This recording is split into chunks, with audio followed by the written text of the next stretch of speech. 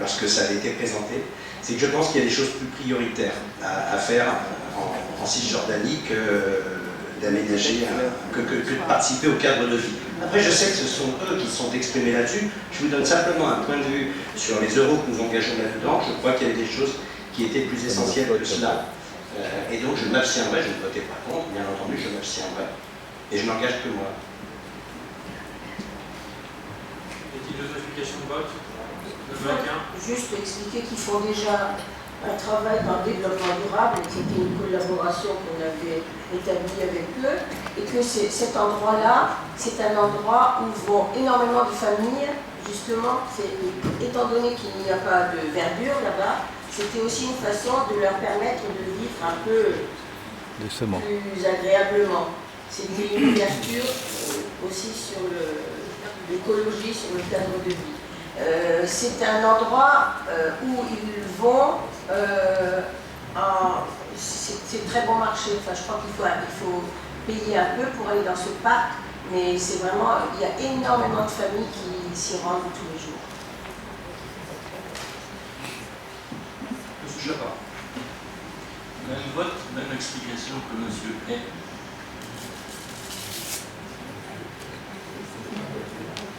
Y a-t-il d'autres explications de vote? Alors, évidemment, nous, la majorité, nous pour le projet, parce que sinon, il ne pourrait pas aboutir. Un projet qui n'est pas le nôtre, évidemment.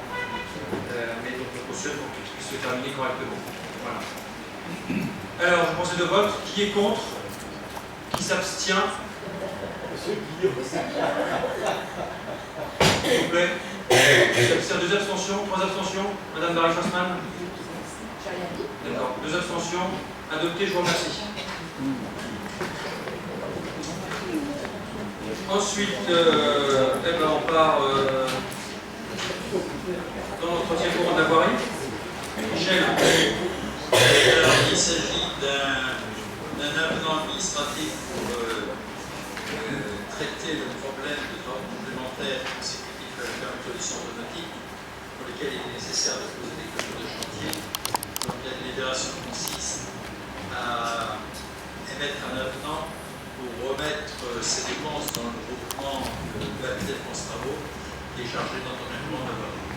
Donc, on demande au Conseil de prendre l'arrêté de cet avenant complémentaire d'entretien courant. Il y a des questions? Non. Qui est contre? 2. Qui s'abstient?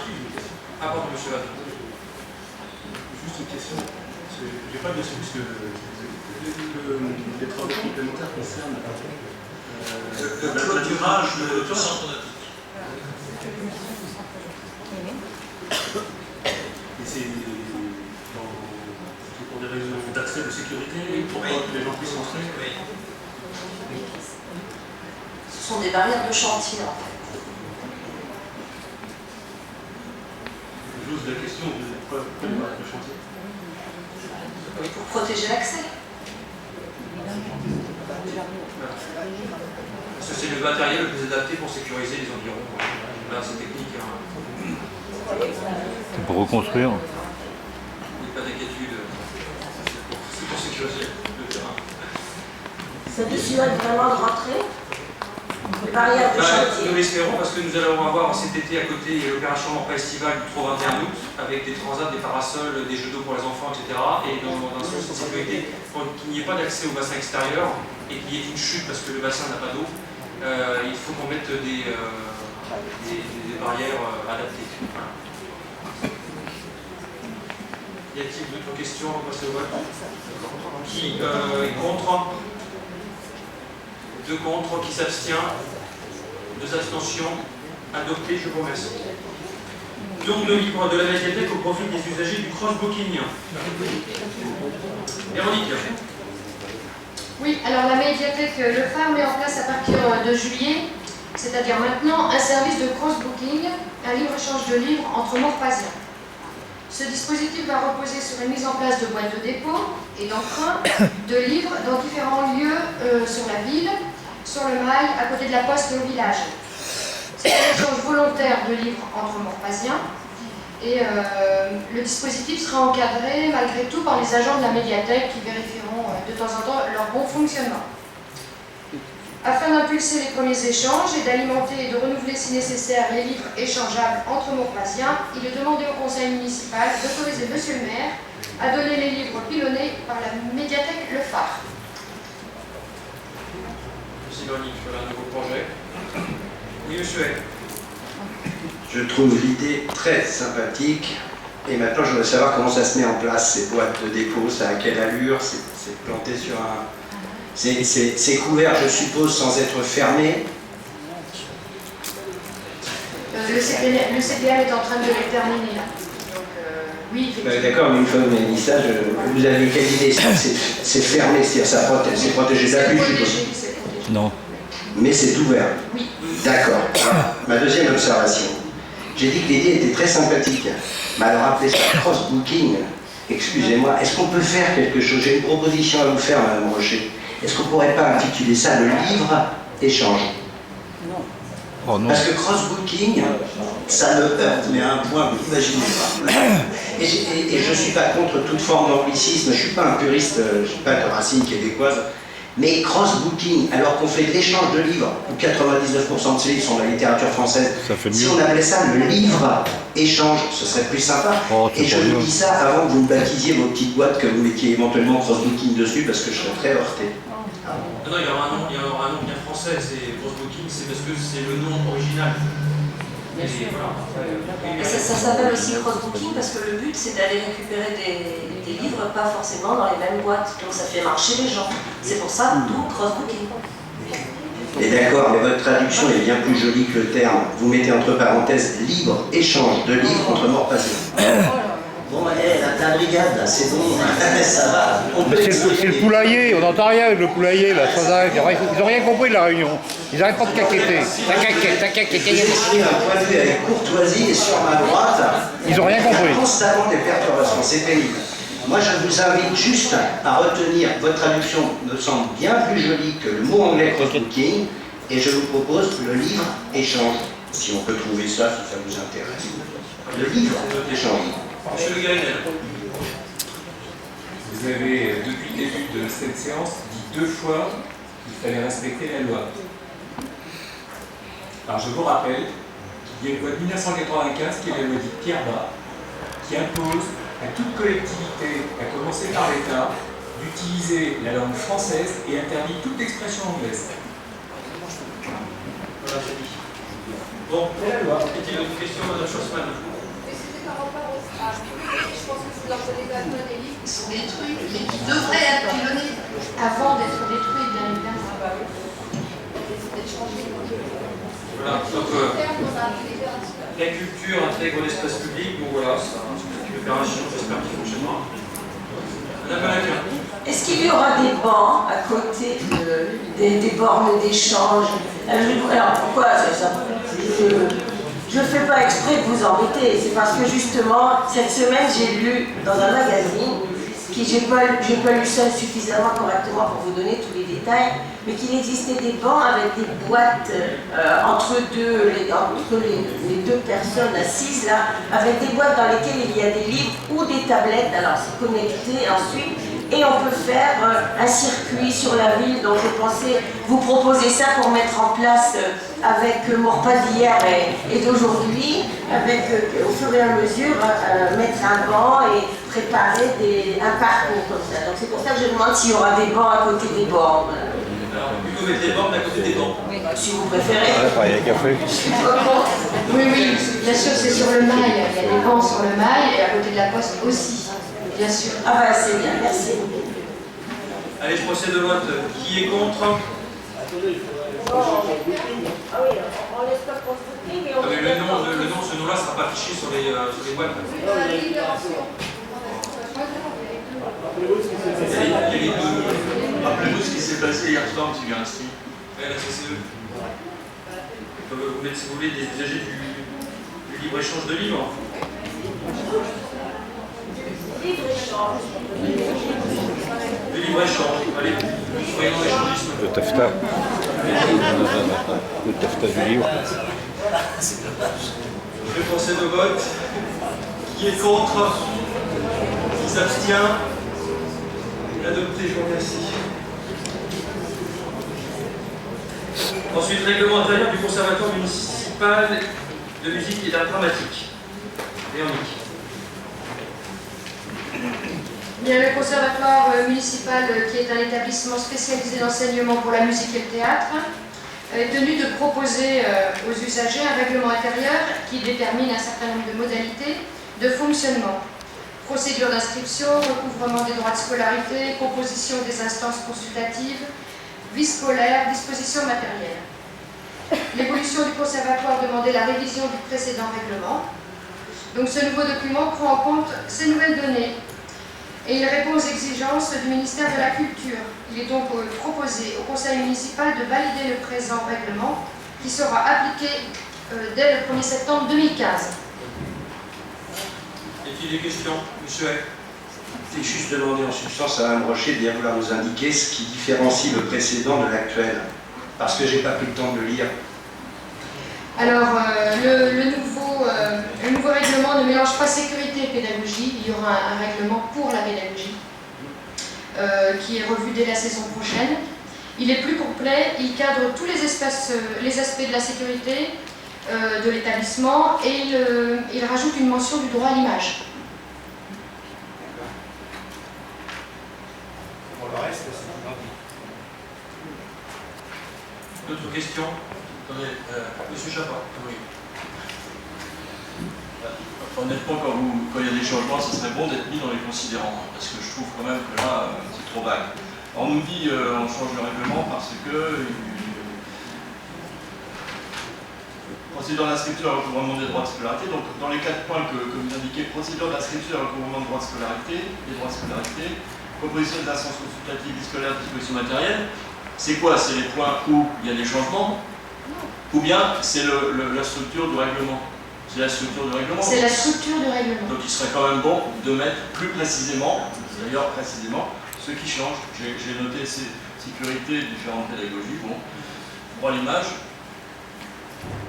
Droit à l'image, on va en parler. Mais... Le précédent règlement était assez illisible. Notre nouveau directeur du conservatoire a fait un travail remarquable avec les services. Il est assez compliqué. Voilà, je pense qu'on arrive avec quelque chose de correct. Très bien. Oui, monsieur Chabat. Ça veut dire qu'on vous fait confiance, une fois de plus. Ça veut dire qu'on ne découvre pas dans 3, 4 semaines ou 2 mois qu'il y a des aspects fondamentaux qui touchent les familles, qui les gênent, qui ont été changés. Non, c'est un règlement intérieur. Mais oui, oui, Plus justement. confiance. Ça fait 3 fois et on a eu tort. Bien. Madame Schossmann. Je souhaiterais revenir sur le droit à l'image. Et je ne souhaite pas que ça soit fait par défaut. Je souhaiterais que ça soit une vraie autorisation, comme c'est demandé dans l'article 9 du Code civil, où aucune image d'élève ou de personne reconnaissable ne pourra être publiée sans l'autorisation écrite du responsable légal exerçant l'autorité parentale quand c'est un enfant mineur. Ça se peut se faire par téléchargement. J'ai été voir sur Internet, il y a beaucoup de communes qui l'ont fait comme ça. Et c'est réglementaire, ce que n'est pas par défaut. Très bien, on le rajoutera. Comment? On le rajoutera. Voilà, et si je peux, vous voulez que je vous donne des exemples C'est-à-dire que vous allez changer cette... Nous le rajouterons. Non, c'est pas... Changer l'article 6, on peut l'amender. C'est-à-dire qu'il faut changer et dire que si l'élève ou son responsable, que ce soit l'élève et le responsable légal, autorise l'élève ou le responsable, ça doit notifier expressément, par écrit. C'est pas par défaut. Ça veut dire qu'ils auront un document qu'ils pourront télécharger et qui sera rempli. Et le règlement sera signé par les familles. Ah, c'est pas la même chose. Si les parents sont connaissants de faux. Le droit à l'image, c'est quelque chose de très sérieux. Hein. Aussi bien pour l'enfant que pour le mineur que pour la personne adulte. Enfin, le directeur du conservatoire est un homme sensé qui a l'habitude quand même, il le sait tout ça. Voilà. Il a pu faire une erreur.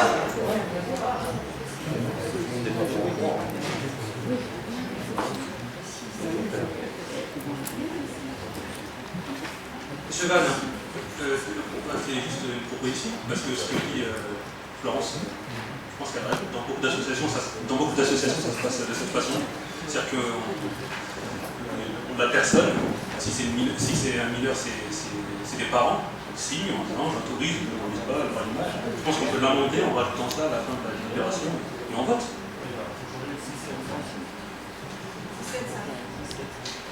On peut le faire là, c'est pas si on est là. En plus, on a un homme de lettres qui peut faire la rédaction.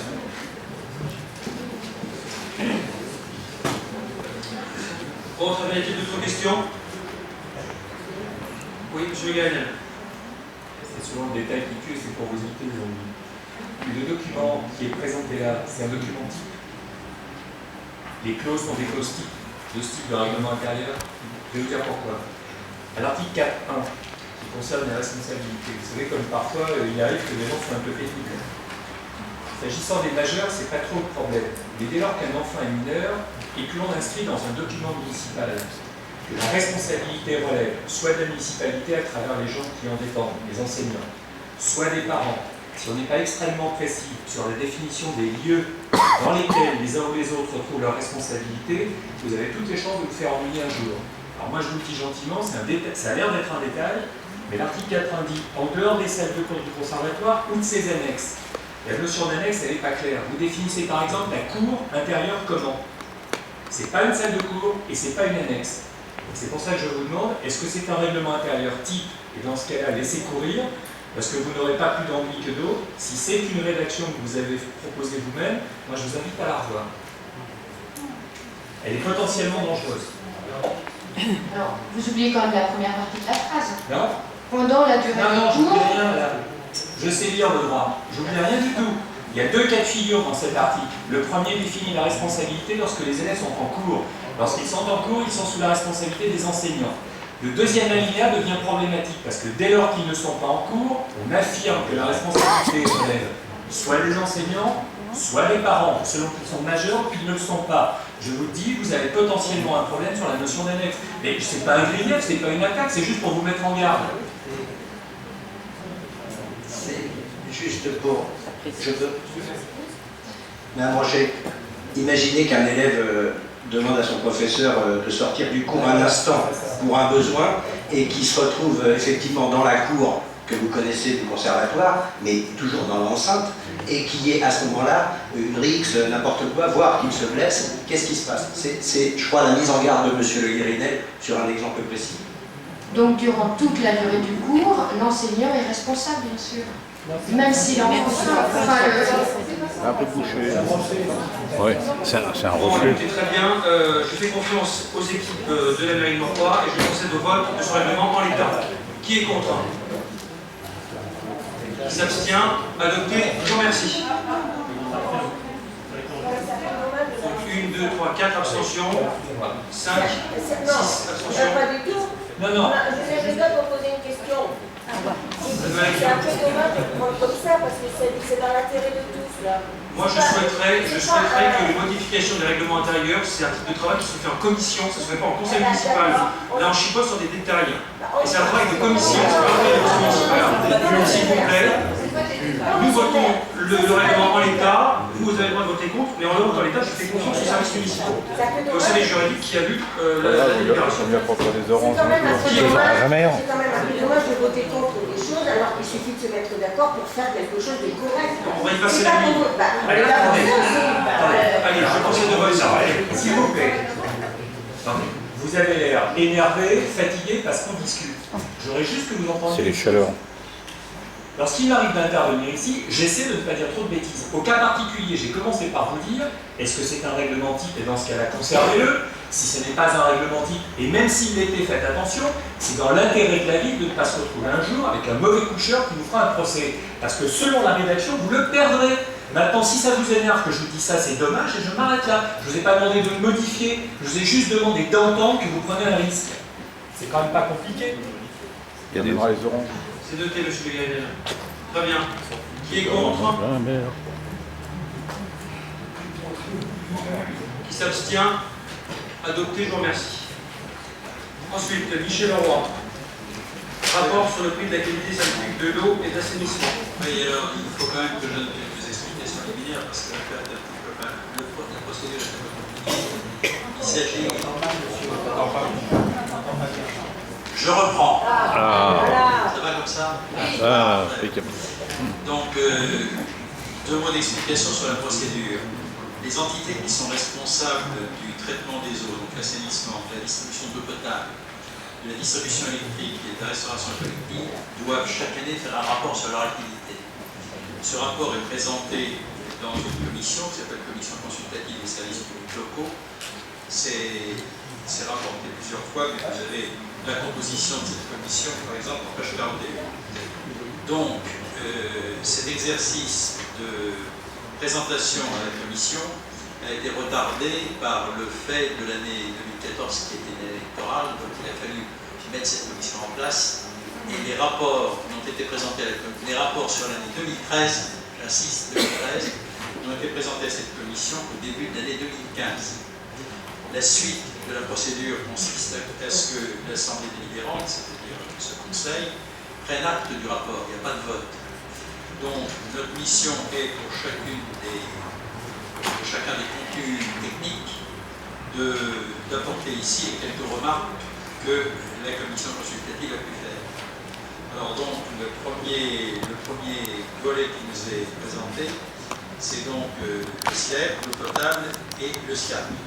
Alors le SIAC, page 41, donc les présentations ont été faites par le responsable de la CEMO, on verra ça tout à l'heure. Pour l'ensemble des autres volets, comme si on était en année transitoire, c'est Philippe Véron, directeur de service technique, qui a fait le reporting, mais je trouve un risque grave de faire percer l'anglicisme, qui a fait le rapport. Donc pour le SIAC, les remarques qui ont été faites sont relativement simples, le rapport est assez clair. Sur un système de collecte et d'assainissement de type à 95% séparatif exploité par la SOR, dans un contrat de délégation passé en 2009 pour 13 ans, et le rapport mentionne en particulier que toutes les analyses qui ont été faites après le traitement des eaux donnent d'excellents résultats qui ne méritent pas de correctifs ou de dispositions particulières. Donc le système d'assainissement fonctionne normalement. Il est rapporté aussi un certain nombre de travaux de sécurisation qui ont été mis en place. La commission n'a relevé que ces données-là. Alors il est évident qu'on a, au fil de la commission, posé 2-3 questions à nos rapporteurs pour qu'ils l'intègrent dans le rapport de l'année 2014 qui lui sera fait dès le mois de septembre. C'est-à-dire qu'on rentrera à partir de cette année dans le rythme normal où à l'année plus 1, le rapport est fait sur l'année 1. Donc pour le SIAC, il n'y a que ça à dire. Donc comme il n'y a pas de vote, monsieur le maire, je propose de passer les 5 volets les uns après les autres, puisque c'est simplement acte que vous avez eu l'information, et vous pouvez, je vous souhaite d'ailleurs bien du plaisir à aller chercher plus de détails dans le rapport que vous avez reçu. Monsieur Chapin. Est-ce que vous pourriez rappeler qui est représentant de la commune? Qui? Un représentant de la commune de l'organisme. Ah, ça je ne l'ai pas. Je n'ai pas le détail. C'est écrit, le chef, je n'ai pas le détail, c'est écrit sur la délibération. Eh bien écoutez, à ce moment-là, si c'est une déclaration, c'est parfait, je ne vais pas le faire deux fois, je vais vous le dire. Ok. Non. Quelle est votre question, M. Chapin? Quel est le représentant de la commune au SIAC? Oui, ah oui, d'accord.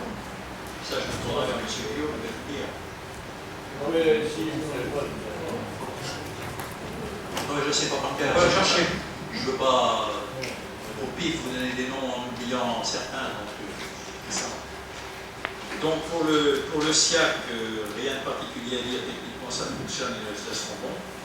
On a simplement aussi noté pour le SIAC la baisse de la redevance d'assainissement sur la part de traitement du SIAC lié au moindre coût de valorisation des boues. Le traitement des boues étant moins cher, la taxe a baissé. Ça, c'est pour le SIAC. Le rapport suivant concerne le SIAC, qui est un syndicat intercommunal d'alimentation en eau potable. Le SIAM, page 44, le syndicat intercommunal d'alimentation en eau potable de Georges Charpin, qui a transmis son rapport de son vacataire Veolia à Rambouillet. Alors là, dans la présentation du rapport, on a noté le coût qui est particulièrement bas de l'eau potable distribuée en pas. Donc on a n'a pas relevé sur la qualité du résultat au robinet, je veux dire de notes particulières. Par contre, des questions ont été soulevées sur l'état du réseau de distribution. C'est évident qu'on est dans des systèmes de réseau enterrés. C'est pas facile de diagnostiquer un risque potentiel, par exemple, de fuite. L'entité note des fuites à certains endroits de compteur et ensuite fait une investigation pour les trouver. Donc c'est un travail constant, mais c'est long, c'est à la limite coûteux. Si on voulait avoir un système parfait sans fuite, ça risquerait de coûter beaucoup plus cher que de laisser dans un état normal de fonctionnement. C'est la seule note qui a été faite dans la présentation du rapport. Alors, je noterai quand même certains membres de la commission ont relevé que la datation des canalisations n'était pas forcément à jour. On ne sait pas toujours l'âge de telle ou telle canalisation, on ne sait pas toujours être très précis sur l'état de certaines d'entre elles, mais le résultat au robinet est conforme et à un prix particulièrement compétitif dans le bon sens du terme. Ensuite, le rapport d'activité du SIAMS. Alors, le SIAMS, c'est le syndicat intercommunal d'aménagement de la Mondre supérieure. Le rapport qui a été fait, c'est un rapport qui regroupe 17 communes ainsi que la Castille. Tout ça pour dire que gérer un tel syndicat avec autant d'entités n'est pas facile, en particulier au regard de décisions qui peuvent être prises sur certains investissements. Bon, la commission s'est étonnée, a rappelé le montant élevé de l'enveloppe financière prévu pour la renaturation du bruit de la courance et interpellé les membres de la commission qui devront peut-être apporter quelques précisions supplémentaires dans leur présentation du rapport 2014, donc au mois de septembre. Rien de plus sur le SIAMS. Ensuite, nous avons l'ASPI. Alors l'ASPI, c'est un partenariat public-privé qui a été monté entre la ville et l'entreprise SPI qui en fait a pris un contrat consistant de cofinancer la remise en état, la modernisation, les modifications des éléments de distribution d'électrique et d'éclairage pour aller vers un objectif de réduction de 28% de la consommation de l'éclairage de la ville. Le rapport note, et c'est consigné dans ce que vous avez distribué, l'obtention de résultats un an avant ce qui était prévu, donc l'investissement a eu de bons résultats. La seule remarque qui a été faite par la commission, c'est que les centres de Maurepas restent peut-être sous-éclairés par rapport à tous les progrès qui ont pu être faits sur l'ensemble des avenues et des routes. C'est ce qu'on a noté quand on a eu le... Oui, c'est en débat. Il y a du pour et du contre. Mais vous étiez présent, M. Chapin, je note que c'est le seul point qui introduit une nuance, on va dire, sur les résultats globaux de ce contrat PPP qui a été plutôt favorable. Alors, ce qui a été souligné, et là, moi je fais la remarque personnelle, c'est que ce genre de PPP fonctionne bien à deux conditions. C'est que l'entité technique de l'ASPI qui est chargée de la distribution soit sur le territoire et capable de bien connaître et d'être capable d'intervenir rapidement, c'est le cas. Ils sont implantés par l'US, c'est la première chose. Et la deuxième, c'est qu'il y ait dans les guides techniques des gens suffisamment compétents pour ne pas être prisonniers de la seule compétence du partenaire. Et ça, je crois qu'il n'y a pas photo, il n'y a pas débat là-dessus. L'équipe de Philippe Véron est particulièrement rodée et le partenariat entre les hommes, on va dire, ou les équipes en place, est performant. Donc rien à dire de particulier sur le SPI. Reste le rapport d'activité de la CEBO, restauration, qui a été fait par le responsable de la CEBO. Ce qu'on a noté, un certain nombre de généralités, une fréquentation stable, c'est-à-dire que les résultats de